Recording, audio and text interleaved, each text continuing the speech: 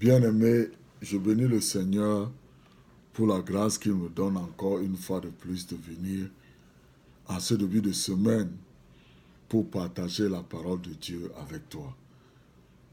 La parole de Dieu dit dans 2 Corinthiens 5, versets 16 à 21 que, premièrement à 16, que nous nous souvenons plus des nouvelles des vieilles choses, et après dit que si tu es en Christ, tu es devenu une nouvelle créature. Et tout cela te donne ton identité en tant que chrétien. Et en tant que chrétien, il y a des choses que tu dois comprendre. C'est que ta parole qui sort de ta bouche est esprit. Pourquoi? Parce que tu es en Christ. Quand tu parles, c'est Jésus qui parle. Quand tu parles, c'est Dieu qui parle. Voilà pourquoi la parole de Dieu nous dit dans Genèse 1, verset 27, que Dieu créa les hommes de sorte qu'ils soient à son image. Oui, il les créa de sorte qu'ils soient l'image de Dieu. Il les créa hommes et femmes. Ça veut dire que Dieu a créé toutes choses par sa parole. Donc toi aussi, en tant que chrétien, tu dois parler des choses que tu veux voir. Parce que ce que tu vois est temporaire, mais ce qui est en toi est éternel. Alors quand tu utilises la parole de Dieu pour déclarer au temporaire que tu vois ce que la parole de Dieu qui est éternelle déclare, frères et sœurs, tu vas voir la différence dans ta vie. Tu vois, regarde, ici, je veux encore te parler d'une autre chose où, tu vois ici, là, dans le livre de Josué. Josué, la parole de Dieu lui dit, Josué 1, verset 8, que ce livre de la loi ne s'éloigne point de ta bouche. Médite-le jour et nuit pour agir fidèlement selon tout ce qui est écrit. Car c'est alors que tu auras du succès dans tes entreprises, c'est alors que tu réussiras. Tu vois ici, lui, il avait un travail. Il vivait sous les 10 commandements. Et Dieu lui a dit de méditer sur la loi.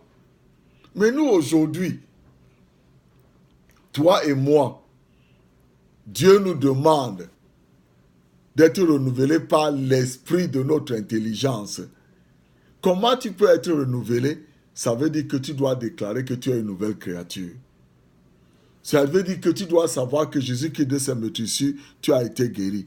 Ça veut dire que Jésus-Christ est venu dans ce monde pour faire de toi un fils de Dieu.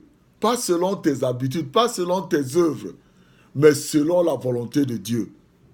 Jésus est venu pour te sauver. Il est ton rédempteur.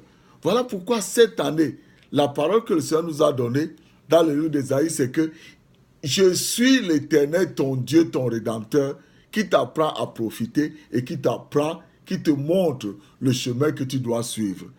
Donc, quand tu as toutes ces choses-là, frères et sœurs, maintenant tu dois méditer la parole de Dieu.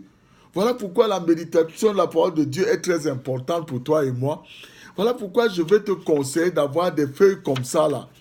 Des feuilles comme ça, dans ta maison, dans ta poche. Par exemple, ici, là, moi, j'ai écrit « Je suis une nouvelle créature.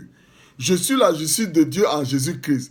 Je suis cohéritier avec Jésus-Christ. » Tu vois, quand tu déclares ces choses-là sur toi, quand tu dis que je suis une nouvelle créature, est-ce qu'une nouvelle créature a un malade? Non. Donc, quand tu as la douleur dans ton corps, tu déclares, je suis une nouvelle créature. Et la nouvelle créature n'a pas de maladie. La nouvelle créature n'a pas de douleur. La douleur va partir. Tu vas continuer à parler. La douleur va rester parce qu'au début, tu ne savais pas que Jésus t'a pardonné tes péchés passés, présents et futurs. Maintenant, en nouvelle créature, tu n'as plus de péché. Tes erreurs sont cachées en Jésus. Donc, toi, concentre-toi à méditer la parole de Dieu. Donc, pendant que tu es là en train de marcher, tu peux prendre par exemple le psaume 23. Tu dis, l'Éternel est mon berger, je ne manque de rien. L'Éternel est mon berger, je ne manque de rien. Plus tu dis ça, frères et sœurs, tu médites ça sur ton lit, tu médites ça quand tu conduis, tu médites ça quand tu es en train de travailler. Parce qu'il est ton berger. Je n'ai jamais vu un mouton qui est allé chercher la nourriture seul. C'est le berger qui le conduit dans un bon pâturage. C'est le berger qui le défend des dangers. Donc quand tu dis, l'Éternel est mon berger, je ne manque de rien, tu continues à dire ça tout le temps, tu médites sur ça. C'est ça qu'on appelle méditer. Ça veut dire que tu parles. L'Éternel est mon berger, je ne manque de rien. Ouais, Seigneur, merci parce que tu es mon berger, je ne manque de rien. Seigneur, je te remercie parce que tu es mon rédempteur. Tu m'apprends à profiter. Seigneur, je te remercie parce que tu es mon rédempteur. Et tu me conduis partout où je dois aller. Frère, quand tu commences à parler ces choses-là continuellement, premièrement, les idées vont changer en toi. Je te conseille de méditer la parole de Dieu cette semaine. Si tu ne savais pas ce que c'est que méditer la parole de Dieu, je prie que tu prennes le temps de lire ta Bible. Prends le psaume 23, médite-le. Si tu n'as pas encore accepté Jésus-Christ comme ton sauveur personnel, dis-le, Seigneur Jésus, je te remercie parce que tu es mon sauveur. Tu es venu dans ce monde, je t'accepte comme mon sauveur personnel. À partir d'aujourd'hui, tu es mon sauveur. Et je te prie que le Seigneur te conduise dans une église dans laquelle on va te parler de ce que Jésus-Christ a fait pour toi, pas ce que toi tu vas faire pour Jésus. Tu ne peux rien faire pour Jésus, lui il a fait tout pour toi.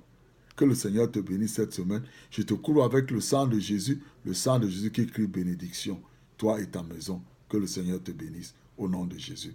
Amen. Amen.